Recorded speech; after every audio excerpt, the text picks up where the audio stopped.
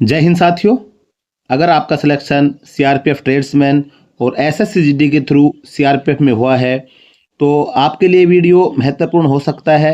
क्योंकि देखो आप एक एज ए कांस्टेबल रैंक पे भर्ती हुए हैं और कांस्टेबल से भर्ती होने के बाद में सभी सेंट्रल आर्म्ड पुलिस फोर्स में आप ये देखेंगे तो प्रमोशन होने के लिए नेक्स्ट रैंक के लिए लोकल प्रमोशन में आपको 18 से लेकर 20 साल तक लग जाते हैं। कुछ एक ट्रेड को छोड़िए, कुछ एक ट्रेड में कम टाइम लगता है, बाकी सिपाही से हवलदार बनने में मैक्सिमम आपको ये मान के चलो कि मैक्सिमम ट्रेड के अंदर 18 से 20 साल लग जाती है। अगर आपका ये विजन है कि मैं सीआरपीएफ में लग तो गया हूँ लेकिन मैं अपना सिविल की तैयारी करूंगा और मैं कहीं ना कहीं निकल जाऊंगा, अच्छा आपके अंदर टैलेंट है तो आप बेटर है बढ़िया से कहीं आपका मौका मिलता है तो बढ़िया से एनओसी लेके अपना रिटर्न एग्जाम दिए किसी भी डिपार्टमेंट में अच्छी पोस्ट के ऊपर आपका सिलेक्शन हो जाए। हमारी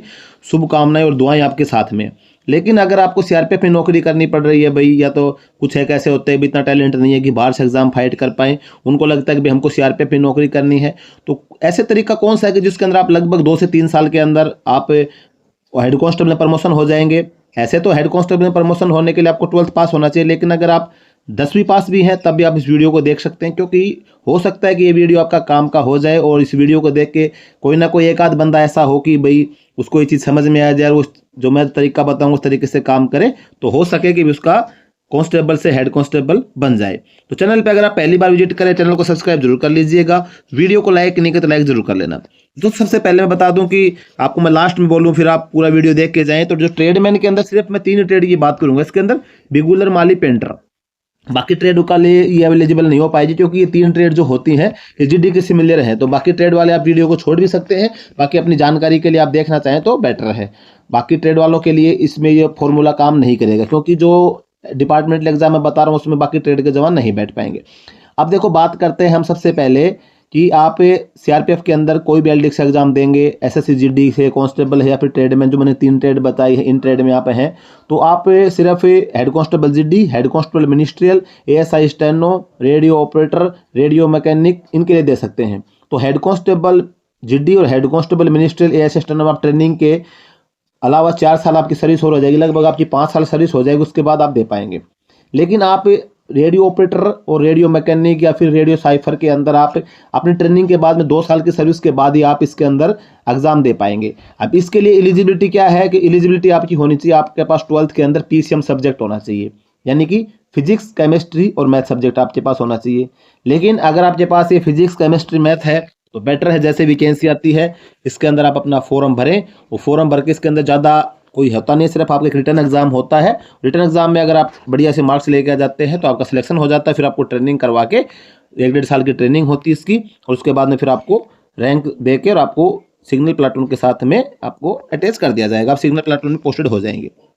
अब बात आती है कि अगर आप 10वीं पास है, ये तो हो गया आपका मतलब जो ऑलरेडी 12th पास है और जिन्होंने फिजिक्स, केमिस्ट्री, मैथ सब्जेक्ट लिया हुआ 12th के अंदर तो उनके लिए होगा। तो आप 3 साल सर्विस के बाद में हेड कांस्टेबल एक इजी तरीके से बन गए, तो एक आसान तरीका हो गया। लेकिन अभी आप 10वीं पास हैं और आप सारे के भी मैंने पहले बोला कि भी आपको 10वीं पास भी इसको बन सकता है, तो उसके लिए क्या है कि 10वीं पास के लिए सबसे पहले आपका जैसे अभी ट्रेनिंग कंप्लीट होगी, ट्रेनिंग में हो सकता है कि आपको टाइम भी नहीं मिलेगा, एनओसी भी नहीं मिलेगी, लेकिन जैसे आपकी ट्रेनिंग कंप्लीट होती है, ट्रेनिंग कंप्लीट होने के बाद आप अपनी यूनिट में जाएंगे, यूनिट में जाने के बाद में या फिर ऑलरेडी आप एसएससी के पहले बैच के जिनकी ट्रेनिंग कंप्लीट होगी वो लोग देख रहे हैं इस वीडियो को, तो आप लोग क्या है कि 10वीं पास हैं तो आप एनओसी के लिए अप्लाई करें कि भाई मुझे 12th पास करनी है, मैंने 12th के लिए मुझे तैयारी करनी है, तो आप 12th के आप डिस्टेंस से, रेगुलर तो आप फॉर्म भर नहीं सकते, आप डिस्टेंस से फॉर्म अप्लाई करेंगे और आप पीसीएम सब्जेक्ट से अगर डिस्टेंस से आप 12th पास कर लेते हैं तो 2 साल का आपका पास टाइम है आराम से, आप 2 साल के अंदर 12th क्लियर कर लेंगे। 2 साल के अंदर अगर आपकी 12th हो जाती है तो फिर आपको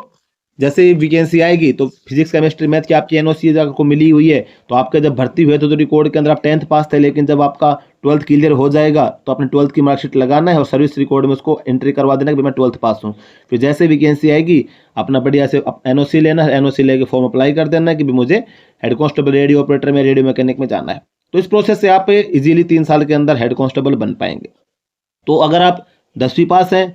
तो भी आपके लिए फ़ायदे की है, अगर आप 12वीं पास ऑलरेडी फिजिक्स, केमिस्ट्री, मैथ से हैं तो भी आपके लिए फ़ायदे की चीज़ है। तो अगर आपका सपना है कि भाई आपको ये लग रहा है कि मुझे सीआरपीएफ में ही नौकरी करनी पड़ेगी, क्योंकि अगर सिविल से आप नहीं कर पा रहे हैं, आपको लगता है कि सिविल से मेरा नहीं हो पाएगा, तो आप अपनी बढ़िया से इसी के अंदर अपनी पढ़ाई करके आपको फिर उसमें आपको एक बेनिफिट ये भी हो जाता है, अगर आप 12th पास कर लेंगे फिजिक्स केमिस्ट्री मैथ से, खासकर 10th पास वालों के लिए। तो फिर बाद में आप HCM की, ASI स्टेनो की और HCGD की भी दे सकते हैं, क्योंकि उसके अंदर सिर्फ 12th पास मांगा जाता है। वो सिर्फ आप आर्ट्स से हैं, चाहे आप फिजिक्स केमिस्ट्री मैथ सब्जेक्ट लिए, कोई भी सब्जेक्ट से हैं, तो आपको दोनों बेनिफिट हो गया। आप इसमें भी तैयारी कर सकते हैं। इसके अलावा जब आपको लगेगा कि भाई मेरा इसके अंदर नहीं हो पा रहा है, सिग्नल वाले में नहीं हो पा रहा, रेडियो ऑपरेटर, रेडियो मैकेनिक में, तो फिर आप आराम से GD की वैकेंसी आएगी या फिर HCM की टाइपिंग वगैरह तैयारी करके उसमें भी आप कर सकते हैं। तो दो दो तीन तीन अपॉर्चुनिटी आपके पास बन जाती हैं। अगर वैकेंसी आती है तो आपके पास ज़्यादा चांस होता है कि आपका होने की पूरी पूरी संभावना हो जाती है। तो आज के वीडियो में दोस्तों बस यही जानकारी थी। उम्मीद है कि जानकारी आपको अच्छी लगी होगी, और अगर जानकारी आपको अच्छी लगी हो तो वीडियो को लाइक ज़रूर करना, और अपने साथियों के साथ में इस वीडियो को जरूर शेयर करना चाहिए, ताकि किसी को फायदा मिल जाए। और चैनल पे पहली बार विजिट करें, सब्सक्राइब जरूर करना। जय हिंद।